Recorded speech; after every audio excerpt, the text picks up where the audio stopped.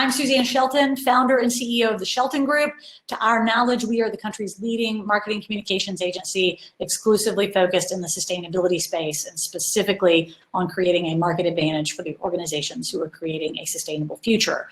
So undergirding all the work we do is we poll Americans on an ongoing basis to understand what are they believing, what are they doing, and what are they expecting from the brands they buy from, and how are all those beliefs and expectations laddering up to brand preferences and product purchases. So we do a lot of work in the material space and the packaging space. So we've been tracking attitudes around plastics and other materials, and we have recently gone out to better understand what do they know about what's going on with recycling, and how is that shaping their behaviors, how is it shaping expectations of brands, municipalities, etc. So I've got a lot of rich stuff to share with you today. It is all statistically significant, 2% margin of error. It is a cross-section of the American population, so America, not the world, and the whole country, not just one specific region. And again, all that methodology stuff is in the full report when you want to download it. So know that I can't see the chat while I'm presenting. So put your questions there, and if we don't have time for Q&A, which I think we won't, I will follow up with you afterwards, or shoot me an email at shelton@sheltongrp.com, and I will answer your questions offline. All right, so let's get started. How many of you are familiar with Maslow's hierarchy of needs? Probably most of you, and you know the drill. Like, you've got to get the needs at the bottom of the pyramid met before you can kind of work your way up the pyramid and get the needs at the top of the pyramid met. So this is a good visual to have in mind as we think about this moment we're in right now. And I'm going to start broadly with kind of where is the American mindset in the midst of COVID, and then how is that impacting their views on plastics and on recycling. So let's kind of ground ourselves here. Where we were before COVID is that 41% of us wanted to be seen as someone who purchases green products, and 25% of us could cough up a real-world example of when we've done that unaided. And the specific question is, can you think of a time when you have purchased or not purchased a product because of the environmental record of the manufacturer? So 41% want to be seen as someone who's buying green products. 25% of us can give an example of when that's happened. And we have seen this trending in an upward right direction over the last several years. So we were going all around the country saying, we are in the middle of a social shift here in America. And we actually think that we still are. However, we've hit a bit of a bump in the road, because now, smack in the middle of COVID, when we went and asked these same questions in May, we saw our numbers slip pretty dramatically. So down to 33% who want to be seen as someone who's buying green products, and 20% who can give us an example of that. So what's going on, you guys, is that we're struggling. Some of us have gone back to the base of the pyramid and struggling to get our basic needs met. And so we can't self-actualize as the green people we want to be, because we're lower down in the pyramid right now. And the data behind that is this, that off the charts, we are worried about the economy and we are worried about COVID. And that's bottom of the pyramid stuff. So as long as we're stuck and worrying about, oh my gosh, am I gonna have a job? Is the economy going to recover? Am I gonna get sick? Is my family gonna get sick? As long as we're stuck thinking about that, we can't think about climate change and plastic waste and all the other issues that are out there for us to worry about. In fact, let me give you a really stark example of that, because this is one of the most important slides I think I have in this deck. So the gray bar is where we were in March of 2019, when we ask, hey, how concerned are you about each of these issues? And we tested like 12 or 14 issues. It's a bunch of different issues. How concerned are you? And when you look at it on a scale of 1 to 5, you look at what we call the top 2 box, so extremely and very concerned. What you see is the headline from the report we published last year that I presented at last year's Circularity, which is, Americans are more worried about plastics in the ocean than they are about climate change. So that's what you see here. And then in March of this year, so right as COVID was just starting to shut things down in America, we had exactly the same numbers. I mean, statistically, the middle blue bar you see here on each of these, that is statistically the same number as where we were a year earlier. So we were still just as worried about plastic in the ocean, just as worried about climate change, etc. And then in late May, when we went out and asked these same questions, so 2.5 months later, we asked these same questions in the midst of a horrific pandemic, and you can see what happened to the numbers. Those are the teal numbers. So just everything fell backwards. And the way that we are thinking about it, that we have some reasons for this hypothesis. The way we're thinking about it is it's the equivalent of we've been driving cross country in a car with a bad transmission. And we know we're driving with a bad transmission. We know it's a problem. We've been told it's a problem, and we kind of hadn't done anything about it, and we're worried about it. We're in the middle of the country, worried. When is that transmission going to give out on me? When is that going to be a problem? Am I going to be stranded? What's going to happen? We're worried, we're worried, we're worried, and then boom, we get a flat tire. Now we're not worried about the transmission anymore, right?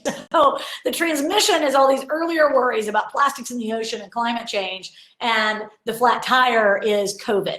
So our hypothesis, frankly, based on all of the analysis and all the numbers we saw in the last economic crisis in 2008, our hypothesis is that once that flat tire is fixed and we've driven around on it a little bit, so we're sure it's not going to give way again, then we'll go back to worrying about the transmission. But the bottom line, and this gets to really the topic that I'm talking about today, is not only are we kind of at the base of the pyramid and worried about our basic needs, we feel less empowered. We have often not felt like we could do a lot for the environment. That's kind of been a bit of an excuse, frankly. Like, I'm just one person. What does it matter if I recycle? What does it matter if I turn off the lights when I leave a room? I'm just one person. So we've kind of used that as a bit of a get out of jail free card to not maybe do more for the environment. But plastic waste was the one thing that some of us actually felt like we could do something about. And pre-pandemic, this isn't a result of us not being able to take bags to the grocery store in the middle of a pandemic. Pre-pandemic, for some reason, we had slipped back to feeling less empowered about taking action on plastic waste. And I can tell you that pre-pandemic, we felt less activated. Last year, a third of us said, boy, I'm activated. I'm actively trying to buy less single-use plastic. I am actively talking to my friends and family about it. I'm actively expecting brands to do something about this. And in March of this year, that had slipped 10 points, down to a quarter of us. And in fact, on the other side, gone to sleep on some things. It's like again, as we've grown more concerned about other issues, we've kind of gone to sleep on plastic waste and climate. Now, there are some reasons for this. It's not just the pandemic. We are hearing less about environmental issues. Again, this is right at the beginning of COVID. So this isn't a result of the pandemic when you look at the March 2019 versus March 2020 numbers. This is something that all of us in this session right now need to internalize. Because what this slide tells you is that we as communicators, as marketers, as brand people, as sustainability people, we've not been communicating enough. Because what Americans were telling us in March is, I'm just not hearing as much about all these things as I once was. And specifically, we're hearing less about single-use plastics bans. In 2019, 63% of us said, yeah, I'm aware of those bag bans and those straw bans. And by March of 2020, less aware. Further, we're noticing less action. We're not seeing the behaviors out there that are the behaviors that I think many of us on this call want Americans to exhibit.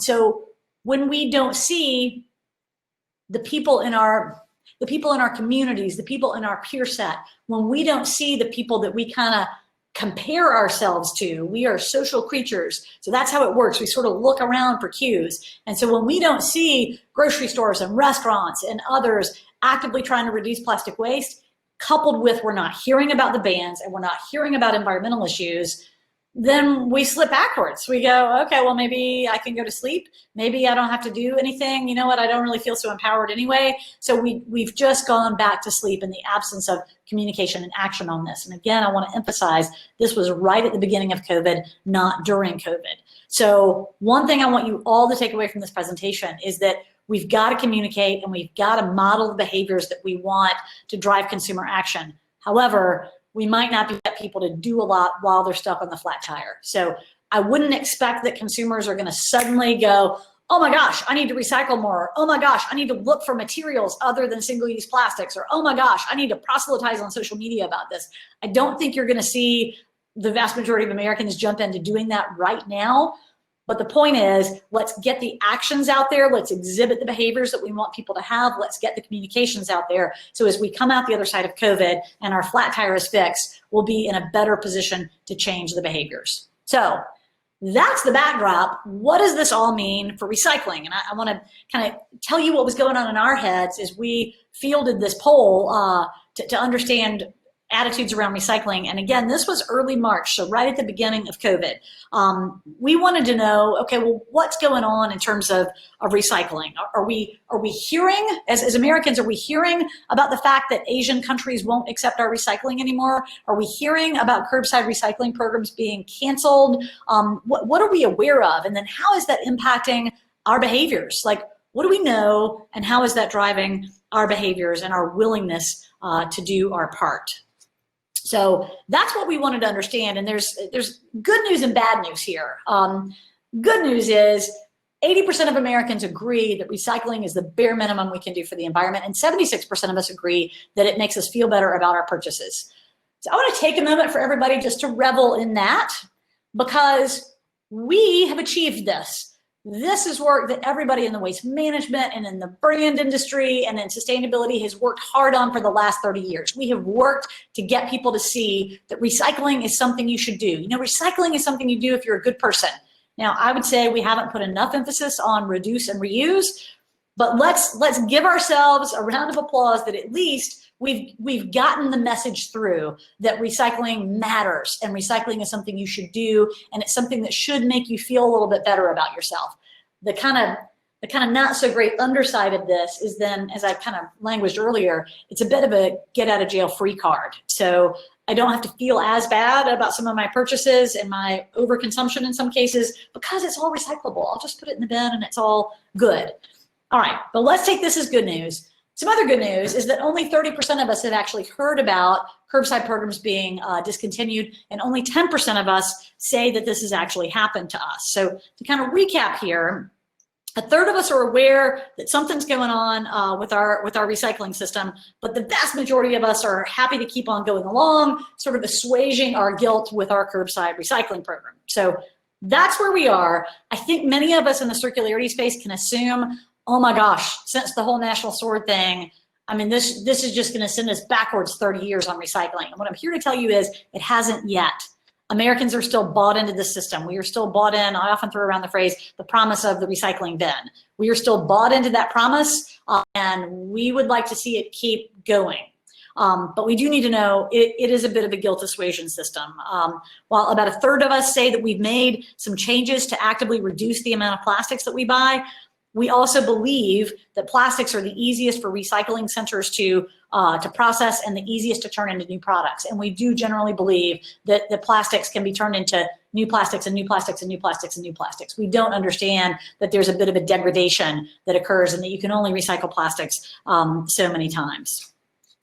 And this will be no surprise to many of you. While good news, 40% of us correctly answer that plastics coded number 1, so PET, are the easiest for recycling centers to process. 38% of us, so basically an equal amount, have no idea what is the easiest for recycling centers to process, and the remainder of us answer incorrectly. So we're opinionated about plastics, but blissfully ignorant about them, and we let ourselves off the hook because of the current curbside recycling system.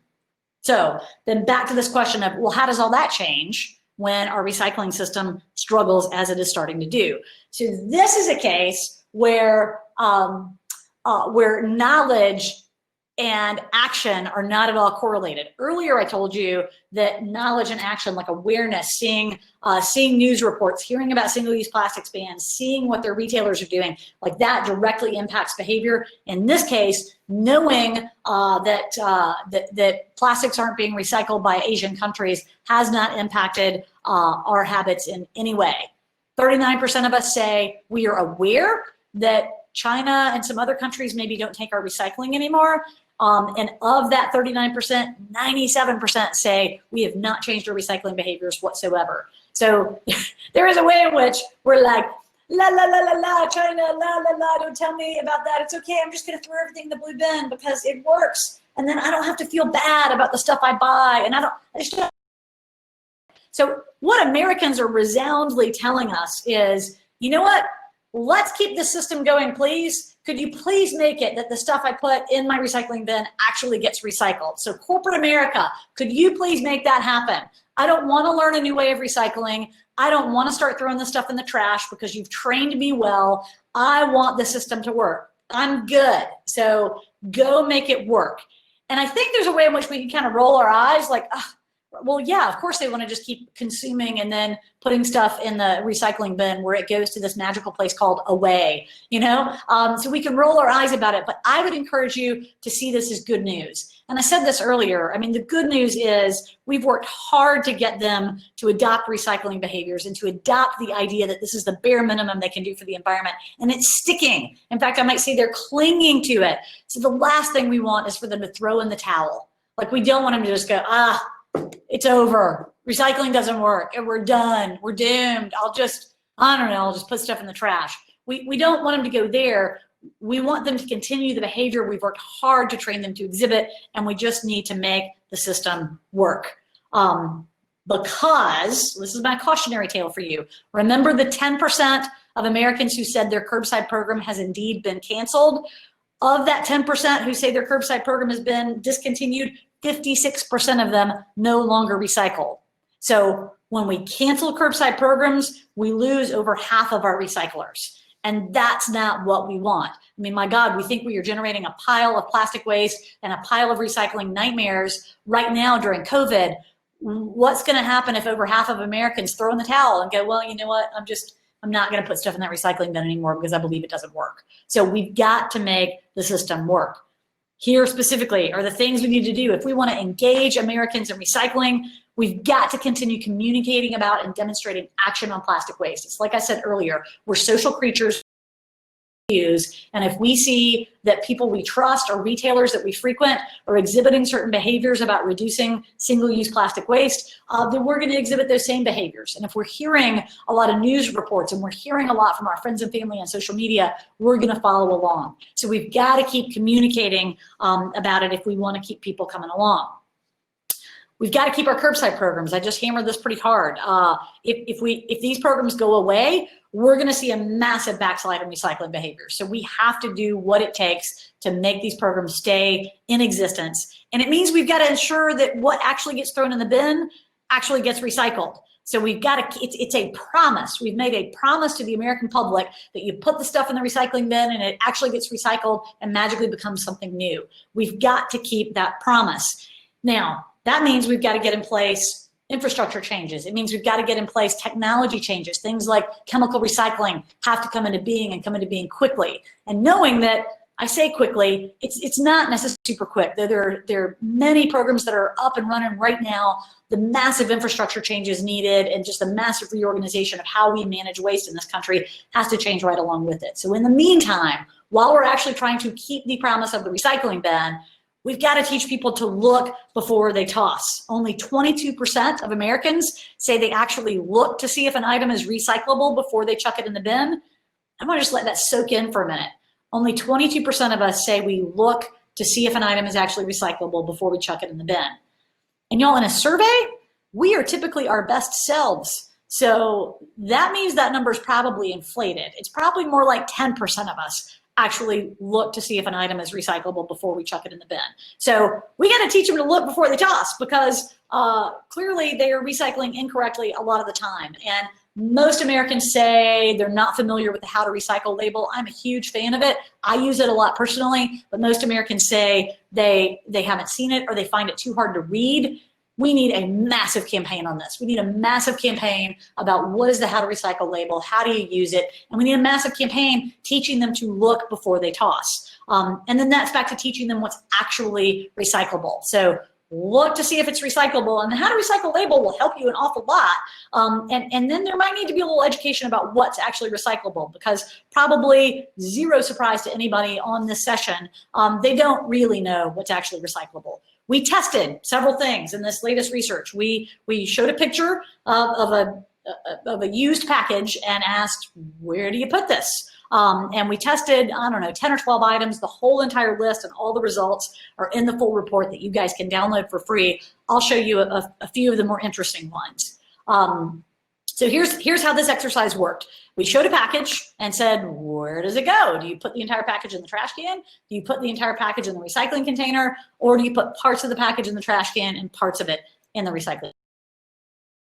I just want you to sort of, since I can't poll you right now, I want you to sort of imagine what you think their answer was. And they did pretty well on this one. The answer is, at least in most municipalities, to my knowledge, the answer is you've got to put it in the trash can in most cases. So some chip companies have partnerships with TerraCycle, so there might be another option, but largely trash can is the right answer here. But 23% put it in the recycling container by accident, so thereby leading to contamination.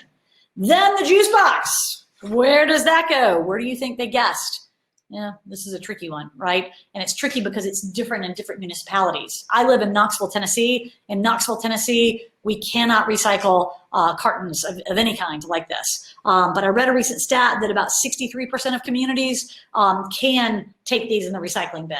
So the answer here very much depends on where you live, which again is another challenge with recycling, that the rules are different everywhere. And guys, I don't think we're gonna fix that. So I think the how to recycle label and being able to go and look in your municipality to see what's actually recyclable is probably the right way to do it. Then my favorite one is the creamer bottle. And this is one of my guilty pleasures right here. I consume a lot of this stuff, and I'm grateful, Nestle, for the how to recycle label, because I was recycling wrong for a long time until you guys started using the how to recycle label. And most Americans are recycling wrong as well. In fact, 91% of people are doing it wrong. They're either throwing the whole thing away or they're putting the whole thing in the recycling bin. And in fact, you've got to separate that outer plastic sleeve from the main bottle before you can recycle it. And it's clear on the bottle. So if they were looking for the how to recycle label, and if we had a massive campaign about look before you toss, then maybe we could help them understand this. And then if I happen to have anybody from Nestle on the line, I would just like to please beg that you would create a little perforated zipper, because I feel like I'm taking my life in my hands every time I've got to cut one of these things off with scissors or a knife. And I'm just sure I'm going to gouge myself one day because they're not easy to get off. All right. That hopefully this either like gave you a giant eye roll, or it helped help confirm some of the things you were thinking, or opened your eyes to some of the challenges that we have in trying to get Americans engaged in recycling and recycling right. And you can learn more about all of those different things we tested and all the answers we found in our free report, which is coming out today. There's a link to it. To recap, before I let you guys go, the real answer of how do we engage middle American recycling solutions starts with understanding that the focus right now is on the economy and on the virus. So I don't think we're going to see a lot of new actions on recycling, but we've got to continue communicating. We've got to keep awareness of waste issues and the action needed front of mind. So this is a great place for brands to play, for waste management companies to play, and for municipalities to play. We need to keep the steady drumbeat of awareness so that people don't just go, oh, well, the recycling, that's not really a thing anymore.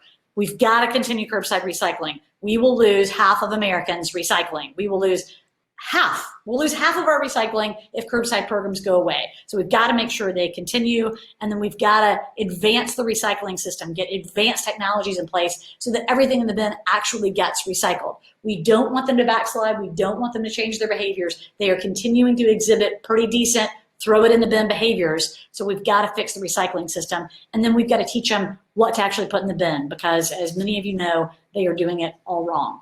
So some quick resources for you. I've got 1 minute left. You can download a full copy of this report here. Feel free to screenshot that, or just go to our website at sheltongrp.com, click on the reports button, and you can download it. If you're not already familiar with how to recycle label, you can go here to learn more about it. And if you want to talk with me to go through any specific questions you have, please reach out to me. That's my email address right there, shelton@sheltongrp.com. And I would encourage all of you to sign up for our newsletter. We publish ongoing insights like this from all of our polling, as well as from our work on behalf of clients. What are we learning as we get out in market and communicate on behalf of our clients? So sign up for our newsletter and we will tell you what we're learning. And that's all I have for today. I know you probably have several questions, and I'm sorry I haven't been able to get to them. Shoot me a note and I will respond to you directly. And the GreenBiz folks are going to try to download everything you guys put in the chat and get that to me as well, so I can follow up with you. So thank you, everyone. I really appreciate it. All right, take care. Enjoy the rest of the conference.